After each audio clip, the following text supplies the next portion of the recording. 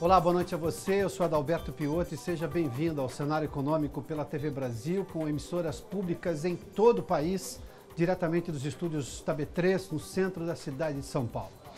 O lucro dos bancos sobe em 2017 e Itaú, Bradesco, Banco do Brasil e Santander aumentam as margens em mais de 14%. Aliás, o lucro do Banco do Brasil do quarto trimestre do ano passado puxou o Ibovespa para cima, que registrou um novo recorde hoje. A Bolsa de São Paulo sobe há 7 dias seguidos. A confiança dos empresários da indústria permanece em alta no mês de fevereiro. A pesquisa revela otimismo com a economia. E a Gol anunciou que vai cobrar de passageiros que quiserem marcar o assento com muita antecedência. Para ficar livre da cobrança, assento marcado só em cima da hora. Mais uma medida na conta do consumidor. O cenário econômico está no ar. O lucro dos maiores bancos do país, que têm ações listadas aqui na Bolsa, voltou a subir no ano de 2017 e se recuperou de uma queda que havia acontecido no ano anterior, em 2016. A soma do lucro do Itaú, que lidera os ganhos do ano passado, do Bradesco, Banco do Brasil e Santander, foi bem superior a 2016 e só não ficou acima de 2015, quando a margem de lucro foi ainda maior. Nós temos umas telas para mostrar justamente isso aí, olha. Os bancos são todos esses, Itaú Unibanco, né? Banco do Brasil, Bradesco e Santander, são bancos que têm ações listadas aqui na Bolsa. Em 2017, teve um acréscimo de 14,6%, um lucro 14,6% maior do que em 2016. A soma disso é aquele valor ali, olha, 57 bilhões 630 milhões de reais. Vamos lá, na ordem, quem é que lucrou mais, a gente foi lá, exatamente é o Itaú quem lidera. Nós temos os números ali, objetivos ali. O Itaú, para você ter uma ideia, cresceu 10%, chegou a quase 24 bilhões de reais, puxado por redução de despesas. E o Bradesco, esse teve uma queda em relação ao ano anterior, mesmo assim foram pouco mais de 14 bilhões de reais. E essa queda foi impactada pelo aumento das provisões pelas perdas justamente da inadimplência, no caso do Bradesco. O Banco do Brasil subiu 11 bilhões, um aumento de 37% agora em 2017, se comparado a 2016, e foi puxada pelo aumento das receitas com tarifas bancárias, redução de gastos administrativos e também de provisões. E o Santander, que está ali embaixo, quase 8 bilhões de lucro no ano de 2017 aqui no Brasil, foi impulsionado sobretudo pelo aumento de receitas, que quer dizer, no caso de bancos, mais clientes, mais serviços vendidos aos clientes, ou seja, aumento da receita. No caso do Banco do Brasil, o resultado do quarto trimestre do ano passado levou as ações do Banco Público Federal a puxar o Ibovespa para cima. As ações do banco também foram uma das mais negociadas hoje aqui na B3 e chegaram a movimentar quase 500 bilhões de reais. Nós temos os números ali, olha, quase meio bilhão de reais. O Banco do Brasil, no quarto trimestre de 2017, esse é o balanço do Banco do Brasil, foi de 3 bilhões 188 milhões de reais. 82,5% nesse quarto trimestre, superior ao quarto trimestre de 2016, o Banco do Brasil. Isso fez com que hoje essas ações do Banco do Brasil fossem negociadas em alta. Ações que foram uma das maiores aqui no Brasil, na Bolsa de Valores de São Paulo, uma das que puxaram o Ibovespa para cima, a gente está ali o valor da ação. Hoje o Banco do Brasil aqui, as ações ordinárias do Banco do Brasil subiram 3,11%, cotadas a R$ 42,40. Daqui a pouco a gente tem também as maiores altas. Teve Banco do Brasil, teve JBS, a gente traz aqui no informativo do mercado as maiores altas, mas o Banco do Brasil chama atenção. Além de ter sido um dos bancos que mais lucraram no ano passado, esse balanço do quarto trimestre do ano passado, divulgado hoje, que fez com que as ações subissem bastante hoje. E o setor de turismo no Brasil fechou vagas de emprego no ano passado. Os dados foram apresentados hoje pela Confederação Nacional do Comércio. O repórter Maurício de Almeida conversa conosco no Rio de Janeiro. Maurício, boa noite. Olá, Piotr, boa noite. A Confederação Nacional do Comércio fez a seguinte conta. Pegou o total de pessoas que foram contratadas na área do turismo e comparou com o total de pessoas que foram demitidas. E as demissões superaram as contratações.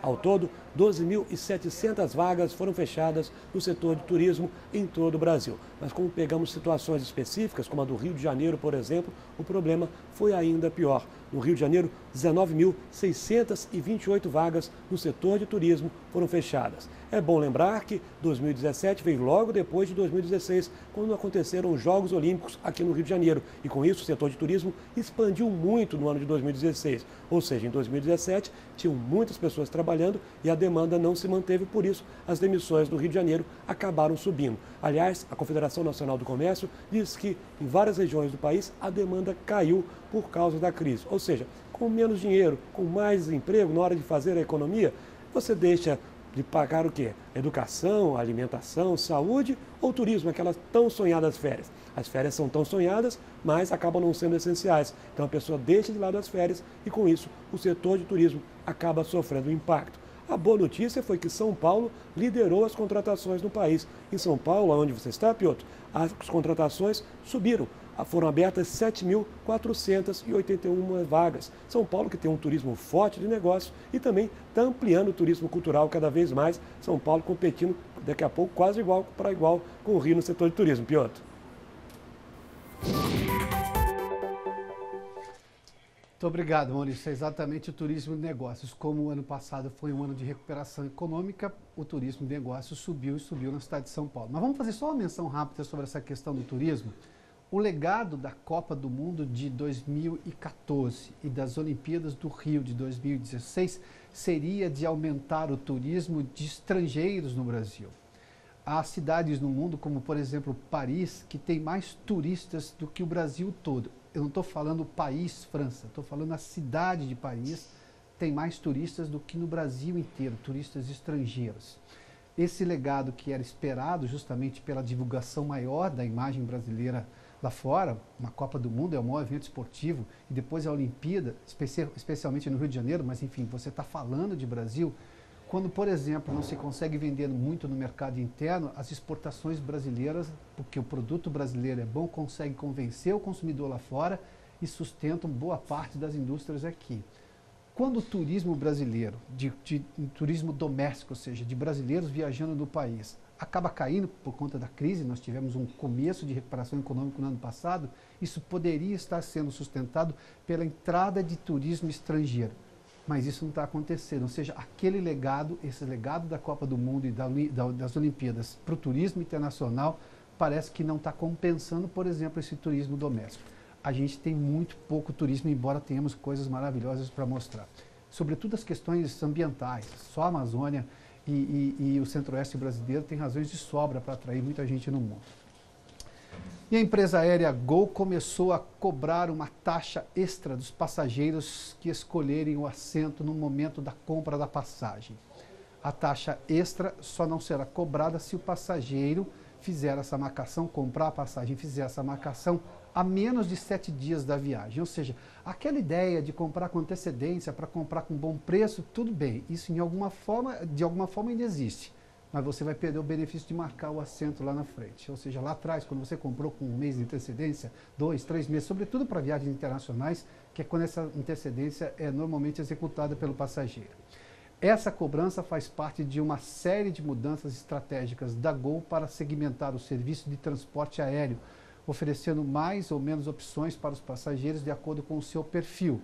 Mas se ele quiser mais opções, o passageiro acaba pagando mais, ou seja, impondo custos adicionais de acordo com a preferência do passageiro. Ou seja, depois da bagagem, agora vai cobrar, inclusive, pela marcação de assento. E outras empresas aéreas, como a Latam, também já disseram que pretendem fazer isso, ou seja, cobrar uma marcação de passagem, de assento, quando a compra da passagem é feita com muita antecedência. Bom, está na conta do consumidor de novo, né? A empresa está fazendo reestruturação, mas vai para a conta do consumidor um custo adicional. E a confiança da indústria se manteve em alta na pesquisa da CNI, divulgada agora neste mês de fevereiro. Houve uma pequena oscilação negativa no índice em relação a janeiro, mas na média a expectativa é otimista, está bem acima dos 50 pontos, que é exatamente o divisor dessa régua. Nós temos ali uma arte justamente sobre esse assunto. Em fevereiro chegou a 58,8 pontos. Em janeiro tinha sido um pouquinho maior, de 59 pontos, ou seja, uma queda de 0,2 ali, ou seja, uma pequena oscilação negativa. Mas a régua da CNI é o seguinte, até 50 pontos é pessimismo, acima de 50 pontos é otimismo, então nós estamos bem na fase do otimismo ali. Num outro comparativo, que é a última linha ali de fevereiro com 2016 e 2017, só para você ter uma ideia, houve um acréscimo de quase 6 pontos. Ou seja, a confiança ficou muito acima este fevereiro, se comparado a fevereiro do ano passado. Nós temos uma outra tela de confiança ali também? Temos... É exatamente essa, tá bom. Então nós temos... tá ali, a confiança industrial. Para você ter uma ideia, as grandes empresas são as que mais estão à frente, 60,4 pontos entre os grandes empresários de grandes empresas. Das médias, 58,3 e das pequenas 55,9, a média você viu ali, mas as grandes estão mais otimistas com relação à economia, as médias um pouquinho mesmo, mas todas elas bem acima dos 50 pontos, que é o divisor de águas ali entre pessimismo e otimismo. Quanto mais próximo do 100, maior o otimismo. E parte desse otimismo é a trajetória em queda dos juros básicos da economia e da inflação controlada. Aliás, amanhã o IBGE divulga o IPCA 15, que é a prévia da inflação de fevereiro. Se o índice de inflação neste mês permanecer baixo, aumenta as chances de o Comitê de Política Monetária reduzir a taxa Selic, que hoje está em 6,75% ao ano. Vamos rever como é que está a inflação atual, que no mês de janeiro veio abaixo das expectativas. Vamos lá, amanhã tem o IPCA 15, mas em janeiro de 2018, o mês todo, o IPCA foi de 0,29, bem abaixo de 0,44 que tinha sido em dezembro. Nos 12 meses, a inflação hoje acumulada em 12 meses é de 2,86%. A meta de inflação, o centro da meta é 4,5%. Está abaixo do piso da meta, que é 1,5 ponto para baixo, que seria de 3%. Então, nós estamos com uma inflação bem controlada e isso, evidentemente, aumenta o poder de compra do consumidor, aumenta a possibilidade de vendas maiores, por isso a gente está vendo, inclusive, boa parte das negociações com empresas aqui, uma delas a gente vai falar que foi uma das maiores altas hoje no Ibovespa também, que lidam justamente com o varejo, ou seja, com o consumidor. Essas empresas estão sendo vistas de forma muito positiva pelo investidor, porque vão aumentar seu lucro, porque vão vender mais, porque o consumidor está tendo um poder de compra maior. Com esse processo de recuperação da economia, a gente está vendo uma recuperação do poder de compra também importante. Aliás, tem um outro dado também que a gente tem que mostrar. Na inflação do mês passado, de janeiro, as baixas foram de energia elétrica e passagens aéreas. E as altas, os alimentos, no geral, e alimentação fora de casa. O IPCA 15, que vai ser divulgado amanhã pelo IBGE, é uma prévia da inflação, porque ele pega os primeiros 15 dias agora do mês corrente, de fevereiro, e os últimos 15 dias do mês anterior. Ou seja, pega um pouco do residual da inflação de janeiro e o começo agora de fevereiro. A inflação final a gente só tem no final do mês, no comecinho de março, mas isso já é uma prévia importante para saber se teremos uma inflação baixa. Essa inflação baixa está impactando, inclusive, aqui no mercado financeiro também.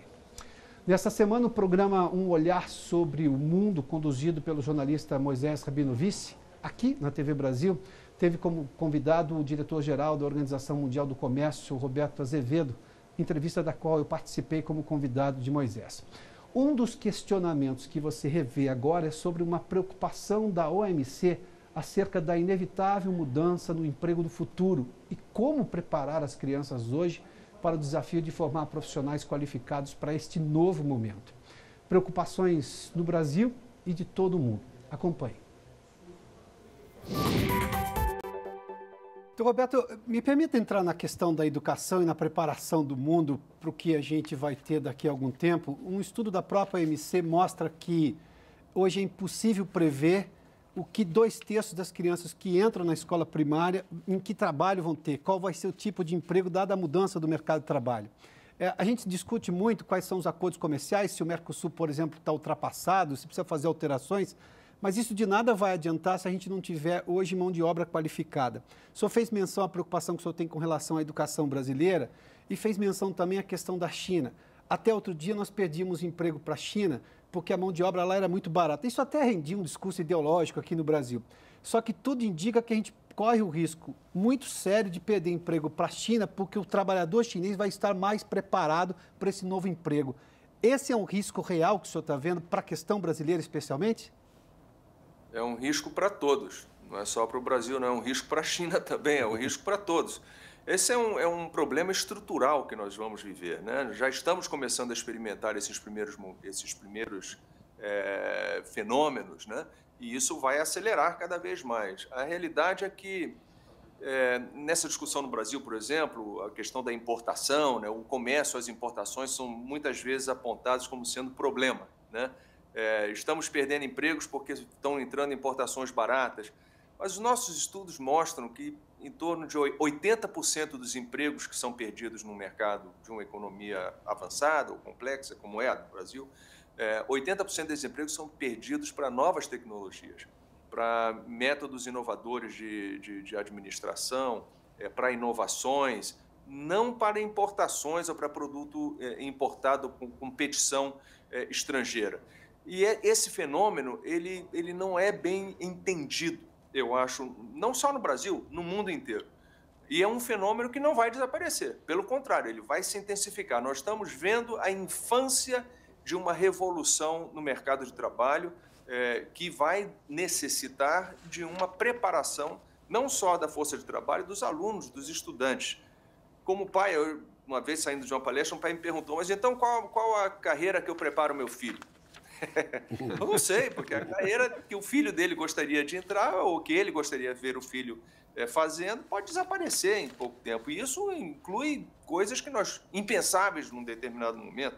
Até médicos podem perder emprego, ou advogados, professores, sem dúvida, motoristas de caminhão, de táxi. Tudo isso está em xeque, né? Então, nós temos que estar, no fundo, preparados para duas coisas. A primeira é preparar melhor os nossos alunos para uma economia que vai ser uma economia de serviços, uma economia de alta tecnologia e muito menos uma economia de transformação, né? De produtos básicos, coisas desse tipo. Isso vai ficar um pouco para trás, ou pelo menos vai ocupar uma menor parte da força de trabalho. Esse é o primeiro desafio, é preparar essas pessoas. E o segundo, o Estado tem que estar preparado para amparar as pessoas que vão ficar para trás, porque vão ficar para trás. Vai ter um grupo da sociedade que não vai se encaixar nessa nova economia. Você perde um emprego, quando você tem 30 e poucos anos, 40 anos, ainda dá tempo de você se readaptar, de se formar em alguma área mais especializada e se preparar para um novo tipo de emprego. Você perde esse emprego com 50 e poucos anos, já é mais complicado, né? Então, a própria estrutura da Previdência Social vai ter que se adaptar para esse tipo de coisa, não só no Brasil, no mundo inteiro. Como exatamente, isso nós ainda não sabemos, mas temos que ficar atentos para todo esse fenômeno.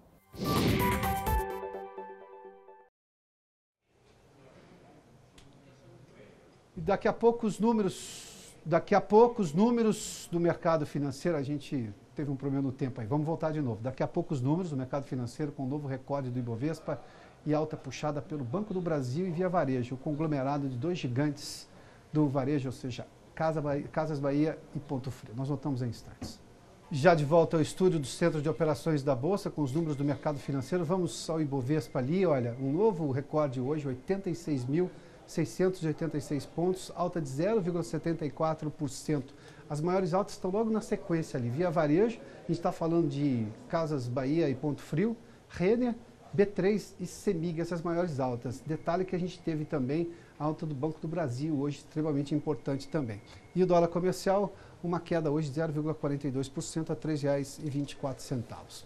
As startups estão ganhando cada vez mais espaço no cenário mundial. Aqui no Brasil, essas jovens empresas focadas em propor alternativas de grande inovação expandiram seu campo de atuação e hoje já estão até mesmo na administração pública. Uma parceria entre o governo do Estado de São Paulo e a Associação Brasileira de Startups abriu as portas para ideias e soluções inovadoras para os desafios do poder público, visando justamente a melhoria dos serviços ao cidadão. O convidado hoje é Bruno Freitas, responsável pela unidade de inovação da Secretaria de Governo do Estado de São Paulo. Bruno, bem-vindo, boa noite. Prazer. O que as startups estão fazendo no serviço público, esse que tem como foco o cidadão? Nós acreditamos muito que o governo pode participar dessa interação com a sociedade civil, com as startups, sendo uma plataforma justamente de demanda, uma plataforma de escala e de validação de modelos de negócio.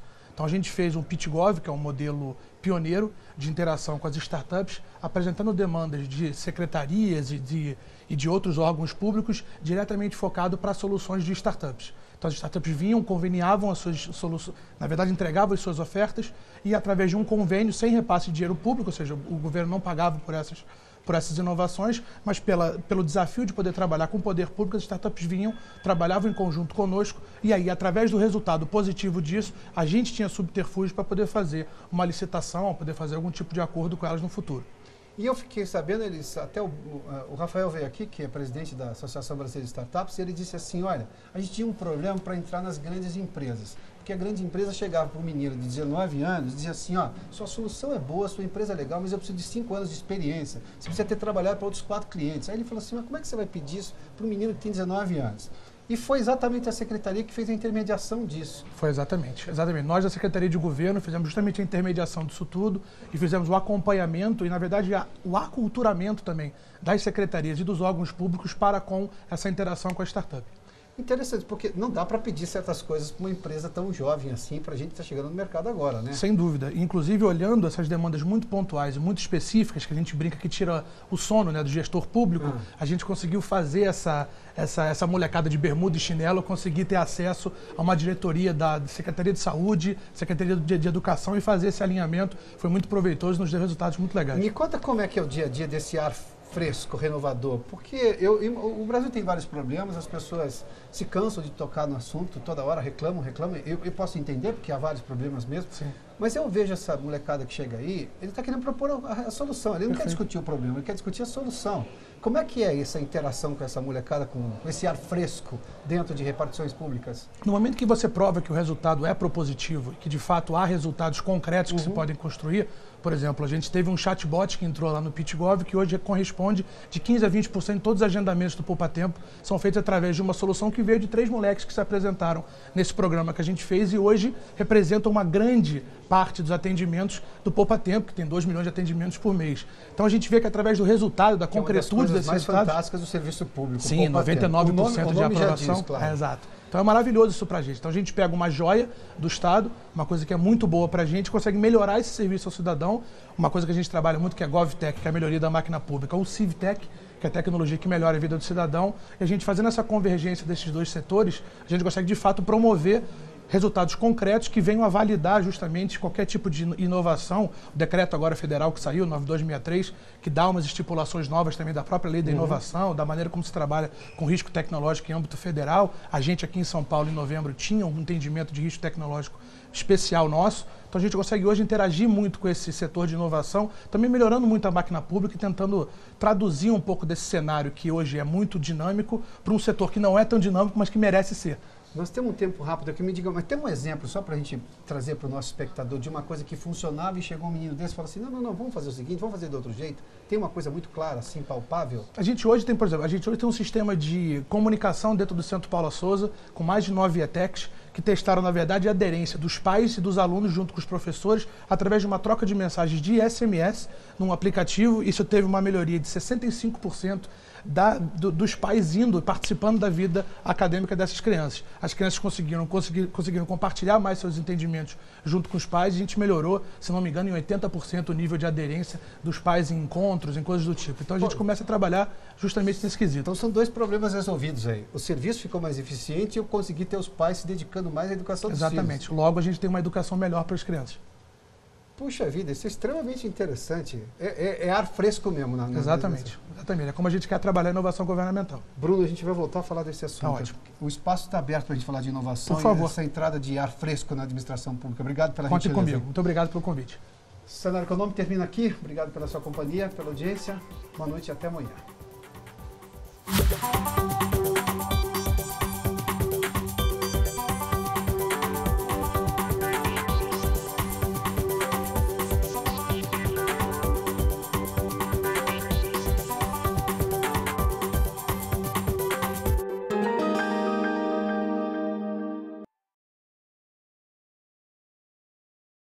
Foi.